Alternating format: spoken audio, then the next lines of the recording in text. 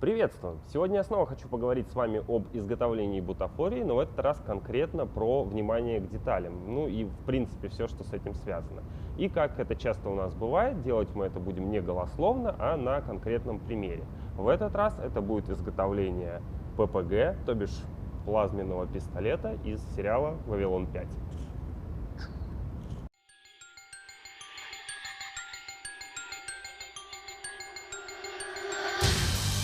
Когда я говорю про внимание к деталям, я не имею в виду только детализацию, хотя о ней мы сегодня тоже поговорим. Скорее, это некий комплекс мер и действий, которые нужно предпринять, чтобы получить наилучший результат. Особенно это актуально, если вы пытаетесь повторить какую-то бутафорию из фильма, или сериала, или комикса, ну, в общем, как, собственно, наш сегодняшний пример. Я бы выделил три момента, на которые следует обратить внимание. Первый из них – это research. Не очень люблю англицизмы, но это уже стало практически арго. Research – это, собственно, исследование. То есть вам нужно исследовать предмет, который вы собираетесь изготовить, добыть про него как можно больше информации. Помочь, например, в случае например, сериальных вещей могут какие-то фотографии с аукционов, потому что когда сериал закрывают, очень часто в Америке устраивают аукционы, где распродают оригинальные вещи, там можно посмотреть на какие-то более детальные фотографии, в общем, найти какие-то материалы, которых нету, которые вы не увидите непосредственно в самом сериале. Посмотреть, выходили ли какие-то артбуки, какие-то дополнительные еще материалы. В общем, нарыть как можно больше, как можно подробней информации про оригинальный предмет. Не знаю почему, но на самом деле многие этим брезгуют. Берут одну-две фотографии, собственно, из интернета и пытаются дальше какие-то додумать вещи. Если информация есть, не надо ее додумывать. Чем больше информации вы узнаете, тем точнее копию вы сможете сделать. На мой взгляд, это логично и просто, но, как я уже говорил, почему-то не все, собственно, это делают. Вторым пунктом я бы выделил пропорции. На самом деле это тоже вроде логично, но опять же многие себе набивают на этом моменте шишки. Когда я говорю про пропорции, я имею в виду не только соотношение элементов предмета, то есть чтобы у вас не было вот такое дуло, когда оно должно быть вот такое относительно корпуса. Я еще имею в виду пропорции относительно, например, вас самих. То есть, например, актер в сериале или в кино может быть там на 2 размера вас больше, и если вы возьмете и сделаете там какой-то доспех или оружие, сделаете прям один в один размерами такими, как оно было, собственно, в сериале, на вас это все дело или у вас в руке это может смотреться очень глупо. В общем, важно, чтобы все смотрелось целостно. Люди тратят очень много времени, чтобы спроектировать какие-то предметы, чтобы они гармонично выглядели. Старайтесь соблюсти эти пропорции как в самом предмете, так и относительно себя, размера, ну или заказчика, для которого вы это делаете. Ну и уже третий момент – это непосредственно детализация. То есть на моменте ресерча мы узнали про все мелкие деталюшки, как это там все дело выглядит. И уже к моменту изготовления мы, зная всю эту информацию, можем, так скажем, отмести все лишнее. Ну, лишнего там нету, просто есть какие-то вещи, которые мы, например, не можем изготовить. То есть мы как-то упрощаем, но стараемся соблюсти по максимуму мелких деталей, так как, на мой взгляд, они создают вот то самое чувство реальности предмета, который изначально, бутафорский. Но это все слова. Были тут запросы на то, чтобы снимать немножко побольше крафта, поэтому давайте сейчас мы перенесемся в прошлое и посмотрим, как же собственно, из чего же состоит предмет нашего сегодняшнего, вернее, пример в нашем сегодняшнем разговоре. Перед вами детали, что называется, прямо из-под принтера. Единственное, что было сделано, это у щечек были удалены поддержки. Вот так вот они выглядят до удаления. И про них, кстати, я рассказывал в ролике про печать плеча для куртки «Самурай» из Киберпанка 2077. С остальными же деталями, в принципе, ничего не делалось. Акцентирую я на этом внимание, потому что принтер у меня, в принципе, самый обычный. Крутым печатником я себя не считаю, так как я не то чтобы давно и много печатаю, а дальше по ролику у нас будет разговор затрагивать в том числе и качество печати. На мой взгляд, у меня получилось весьма неплохо, и, соответственно, я имею право об этом разговаривать. Но давайте уже к делу, посмотрим, как эта вся штука у нас работает, вернее, как она собирается, из чего она состоит. В принципе, по большому счету, это достаточно близко повторяет PPG оригинальное из сериала, как оно собиралось. Есть архивная фоточка, где он в разобранном виде. Единственное, что здесь сделано, здесь уменьшено количество деталей. То есть тут не съемные вот эти вот все накладочки. Вот эта деталь состоит не из 3 частей. Ну, в общем, я упростил так, чтобы это все было попроще и собиралось поадекватнее. Первым делом у нас вот здесь вот будет стоять кнопка курка. Таким вот образом. И, собственно, сам курок. Придумывать какую-то систему на шарнирах я не вижу смысла, потому что ход курка в оригинале минимален. То есть буквально ход кнопки, он уже повторяет ход курка. Почему это так? Потому что у нас, в принципе, зазор под курок, который отводится. Вот видите, он какой небольшой. И все, собственно, вот. Мы нажали на кнопку, дальше мы уже нажать его не можем. Собирается все это дело на шпильках. С вашего позволения сейчас я этого делать не буду, потому что никакие отверстия не подогнаны, не калиброваны под шпильки. Поэтому соберу просто как так, на соплях. Собственно, вот мы присоединили курок. Дальше у нас основание рукояти задвигается вот сюда. Здесь устанавливается еще одна шпилька. Можно сразу же, в общем-то, установить дуло. И заряд. Заряды, кстати, вот этих вот зарядов, их 2 не просто так. У нас еще присутствует для него, для этого пистолета, ну, вернее, для ППГ, должна быть еще кобура, и вторая обойма должна храниться в кобуре, поэтому они напечатаны в 2 экземплярах.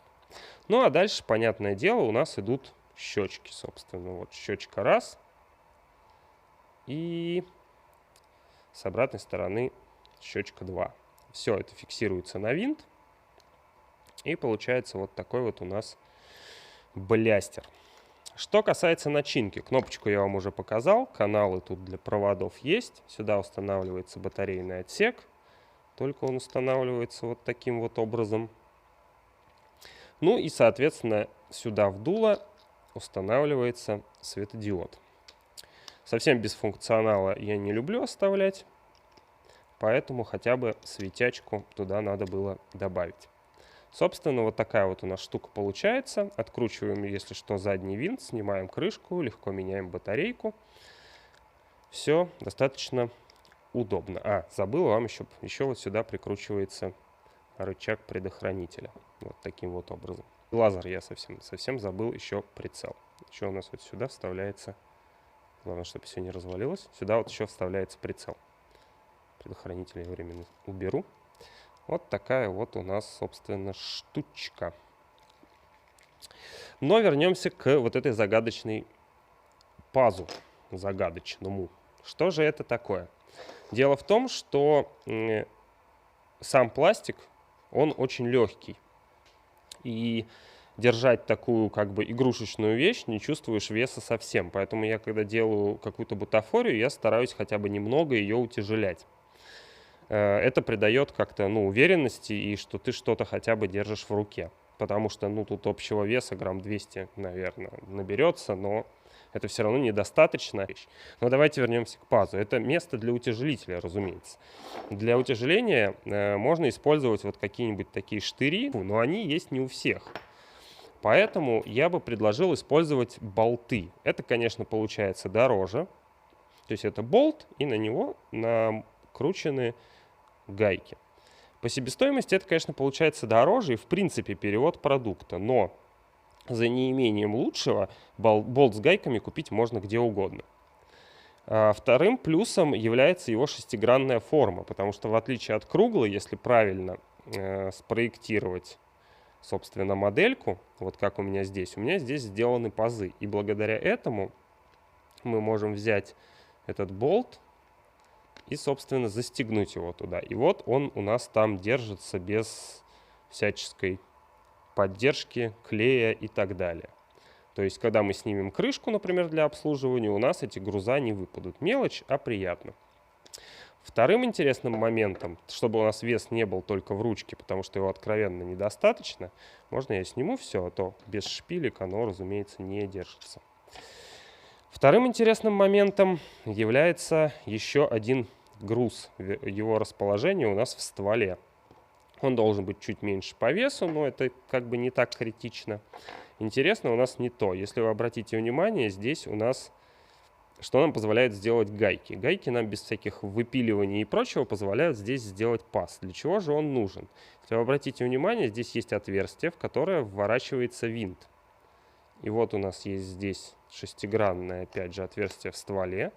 И если мы туда опустим, у нас вот этот паз ровно попадает на это отверстие. То есть, когда мы сюда закрутим винтик, у нас грузик автоматически зафиксируется внутри. Его не надо будет заклеивать и ничего. Тут, кстати, у нас отверстие не сквозное, чтобы у нас ничего туда не вываливалось. Вот такая вот история у нас с грузами. Так получилось, что ППГшки у меня целых теперь 2. Почему же так произошло? На самом деле для этого есть целый ряд причин. Первая из них — это вот эти вот засранцы. Сейчас я вам попытаюсь одного из них поймать. Ну, в общем-то, вот они. Это винты. Я, если честно, не думал, что я найду такие винтики. Дело в том, что вот, например, самый мелкий из них. Во-первых, эти винты каленые, то есть они не покрашены в черный цвет. Черный цвет у них обусловлен тем, что они закалены, то есть они имеют повышенную прочность, как бы вам так на фоне чего бы его показать. Во-вторых, это винты под внутренний шестигранник. То есть вот я вам покажу большого его собрата. То есть тут у нас внутри шестигранник.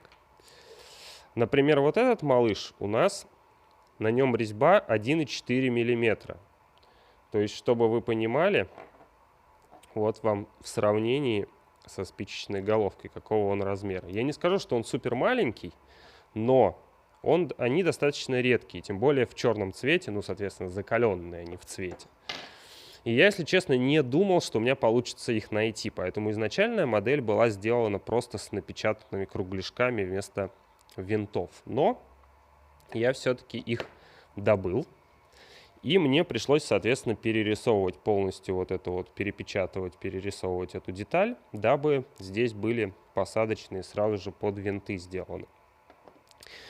Вторым моментом является качество печати. Дело в том, что я первый раз, так как, болванка у нас такая себе была, без оригинальных винтов, в общем-то, качество печати меня устроило. Оно такое себе, но вот на рукоятках, но можно было бы и лучше. И, собственно, почему бы не сделать лучше? Я вот еще попробовал поэкспериментировать, получился отстой, потом в результате плюнул и напечатал сразу же нормально. Вот для сравнения вам, собственно, 2 детальки какие-нибудь покажу. Вот как они выглядят. Вот посмотрите на качество вот этой детали и качество вот этой вот детали, потому что такие шашечки печатать достаточно.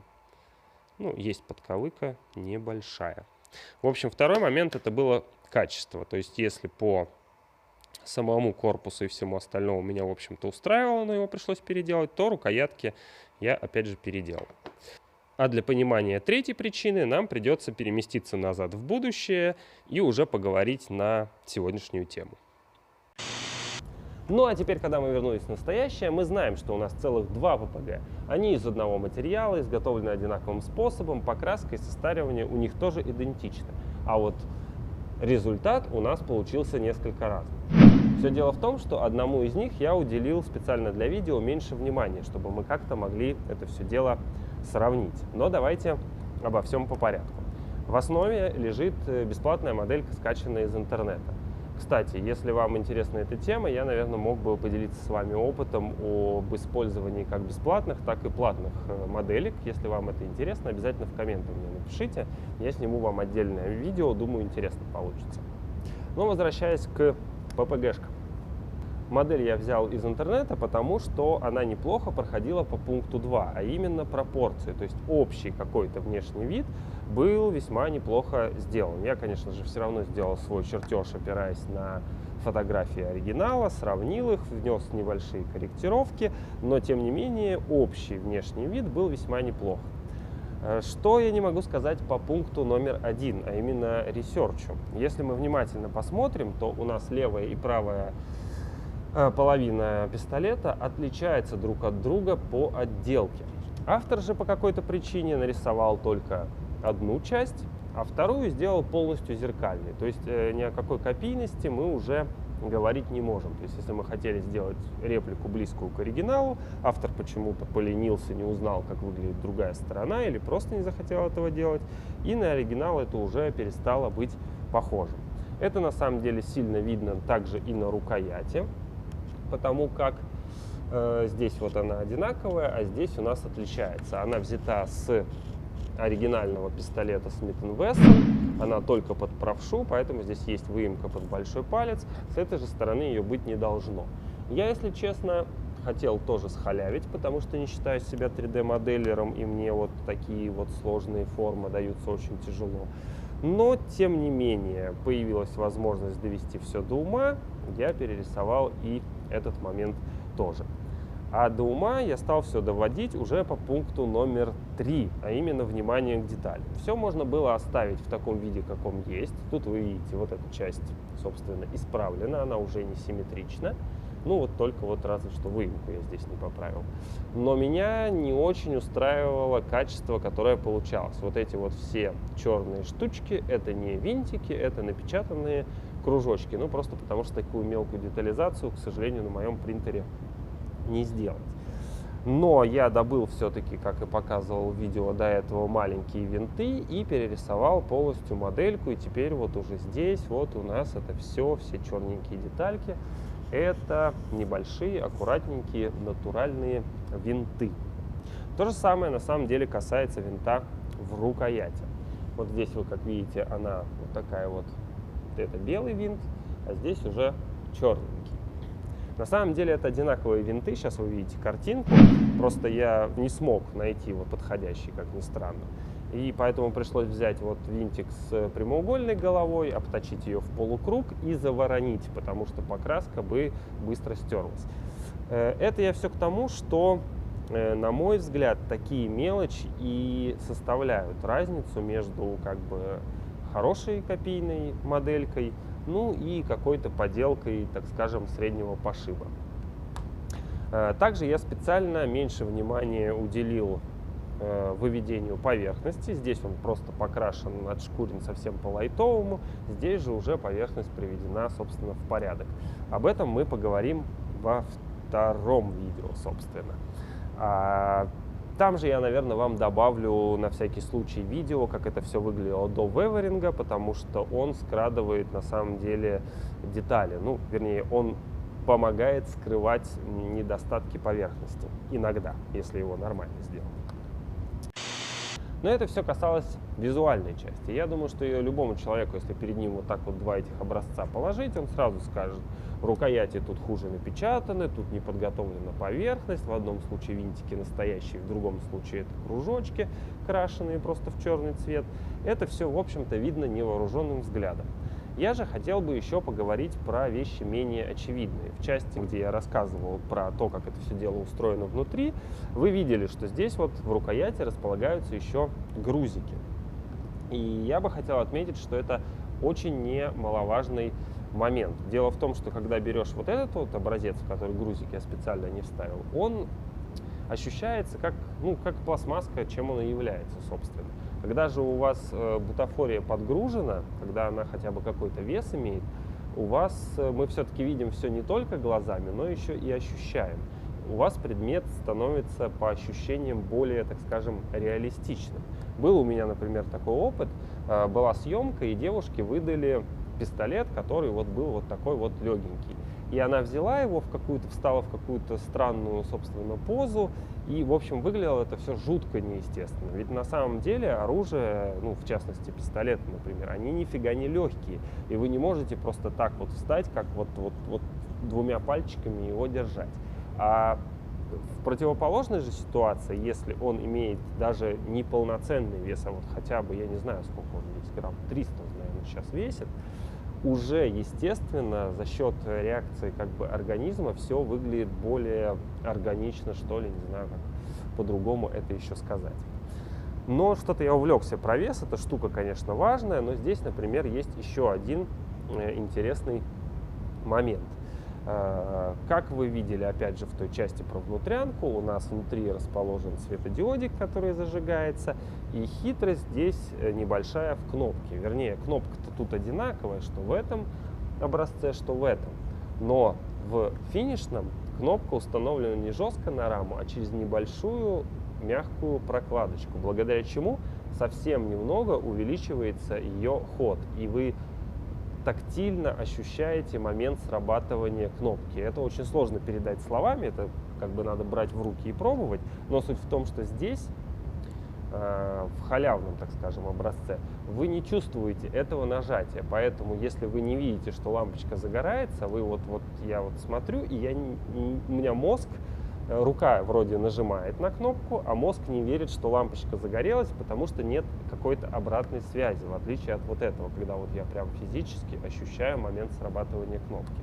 И если вам когда-то у вас была техника с сенсорными или есть техника с сенсорными кнопками, я не телефон сейчас имею в виду, а именно техника, и у вас наверняка были такие ситуации, что вы нажимаете на кнопку, и по привычке пытаетесь на нее со всей дури давить, потому что не понимаете, сработала она или нет. Вот здесь вот примерно та же самая ситуация. Вот такая мелочь, а вроде добавляет какого-то реализма. Также я, по-моему, еще не упомянул, что вот благодаря винтикам здесь, например, еще у нас теперь движется рычажок предохранителя.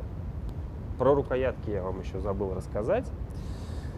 Тут специально рукоятка тут крашена, но при этом она еще, поверхность немножко доведена. И те, у кого есть вот пластиковые игрушки, они визуально-то у нас рукоятки отличаются. И тактильно, на самом деле, они отличаются тоже. То есть, когда вы трогаете вот такой пластик, вы прям ощущаете вот дешевый вот этот вот, собственно, материал. Здесь же поверхность немножко хитро обработана, и поэтому на ощупь, на мой взгляд, она ощущается значительно реалистично. К чему я, собственно, все это дело говорю? Да просто не всем заказчикам интересно, например, получить вот такой вот предмет. То есть расстояние там в 3-5 метров, по большому счету, они не сильно друг от друга-то отличаются. Но не всем это нужно. Некоторые люди, вернее, на самом деле большое количество достаточно людей, заказывая что-то, они от этого получают определенное удовольствие. И одно дело, когда ты берешь пластиковую фигню в руки, и совсем другое, когда ты берешь предмет, который ощущается как настоящий. Люди ставят их на полочки, периодически достают, рассматривают. В общем, на мой взгляд, если есть возможность сделать хорошо, то лучше именно так и делать. Кстати, есть у меня одна идея. Обязательно напишите в комменты, нравится она вам или нет. Мы можем позвать кого-нибудь левого, то есть не заказчика, не кого-то из нашей студии, в общем, человека, незнакомого с данным проектом. Выдадим ему на руки оба варианта, и пусть он нам расскажет, какая же между, собственно, ними разница, и вообще, в принципе, какие эмоции он испытывает, когда берет в руки образец номер 1 и образец номер 2. У нас получится что-то вроде слепого эксперимента, и мы поймем, в принципе, нужны ли все вот эти вот тактильные ощущения на рукоятке, сразу нажимающаяся кнопочка, вес и, в общем, вот это вот все, про что мы сегодня разговариваем. Правда, с этим экспериментом могут возникнуть некоторые сложности, потому что все-таки все вот это вот, оно находится несколько на грани каких-то ощущений, и словами это выразить достаточно проблематично. Поэтому не факт, что человек сможет объяснить все дословно, какие эмоции он испытывает. Но на то это и эксперимент. В общем, пишите в комментах, хотите вы эксперимент или не хотите. А в случае, если вы все-таки его захотите, то в следующем видео мы подснимем этот кусочек и добавим его туда, потому что наше следующее видео как раз будет плавно перетекать из этого. Мы продолжим разговаривать про внимание к деталям, только немножко в другом ключе. И, наверное, чтобы это видео совсем гигантским не получилось, подведем какие-то общие итоги за два вот этих вот видео. Ну а сейчас, как всегда, будет бонусная часть, а мне, наверное, уже пора. И, как говорится, Enterprise, beam me up. О нет, это же из другого сериала. Они же сейчас меня заберут в свою радужную гвардию. Нет!